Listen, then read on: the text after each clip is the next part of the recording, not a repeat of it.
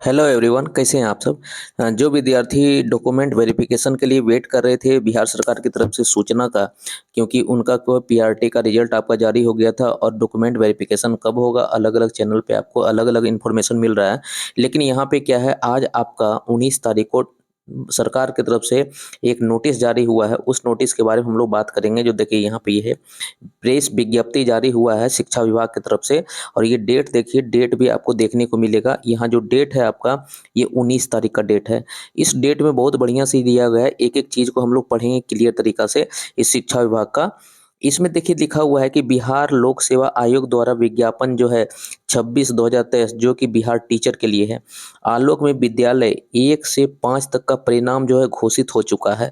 सफल विद्यार्थी को सूचित करना है कि इन कक्षाओं के सभी का काउंसेलिंग, देखिए यहाँ पे पढ़िएगा सही से, इन सभी का काउंसेलिंग संबंधित जिला मतलब जिस जिला में आपका दिया गया है, मतलब कि वहाँ पे आपका जब डिस्ट्रिक्ट में आवंटन हुआ था, जिला में आवंटन हुआ था, जो आप चॉइस दिए थे और मेरिट लिस्ट में जो आपका नाम आया है किस जिला में आपका पोस्टिंग होगा, वहाँ पे जाके आपको डॉक्यूमेंट वेरिफिकेशन करवाना है।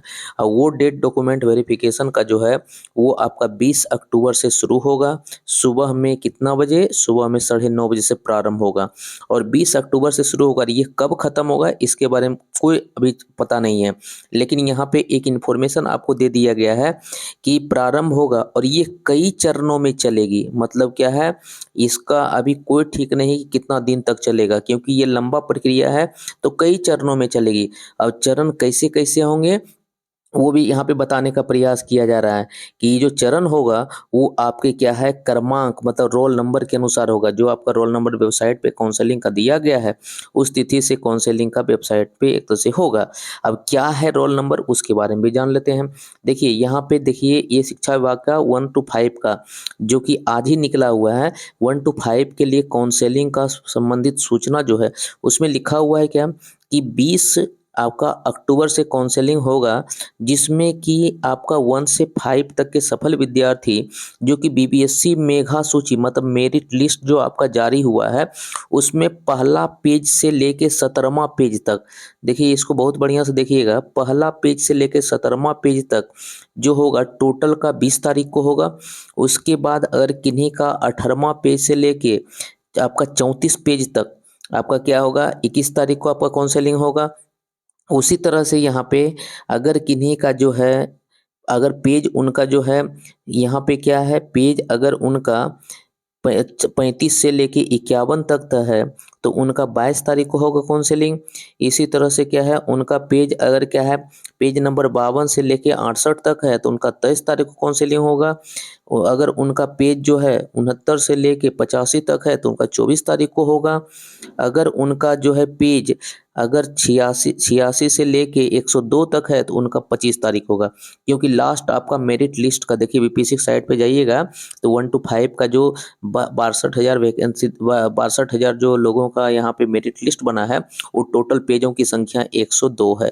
102 पेज तक यहाँ पे हो जाएगा। इसका मतलब 25 तारीख तक आपका काउंसलिंग चलेगा। इसी को बोला चरण दर चरण आपका क्या है, काउंसलिंग चलेगा। इसको हम बता देते हैं कि कैसे होगा। जैसे हम एक एग्जाम्पल के लिए लिए हुए हैं, जैसे इनका ये क्रमांक है तो इस पेज पे ऊपर में यहाँ पे पेज संख्या लिखा हुआ रहेगा। यहाँ पेज संख्या, तो वही पेज संख्या 1 से लेके जो वहाँ लिखा हुआ था वो पहले दिन होगा, फिर दूसरे दिन होगा, तीसरे दिन होगा। और ये जो आपका डॉक्यूमेंट वेरिफिकेशन होगा, उस डॉक्यूमेंट वेरिफिकेशन आपका जो है ये डिस्ट्रिक्ट में होगा। जो यहाँ मेरिट लिस्ट जो है, यहाँ आपका रोल नंबर है, यहाँ आपका क्रमांक है और यहाँ पे आपका क्या है, जिससे कि सुपौल है तो सुपौल में आपका डॉक्यूमेंट वेरिफिकेशन होगा।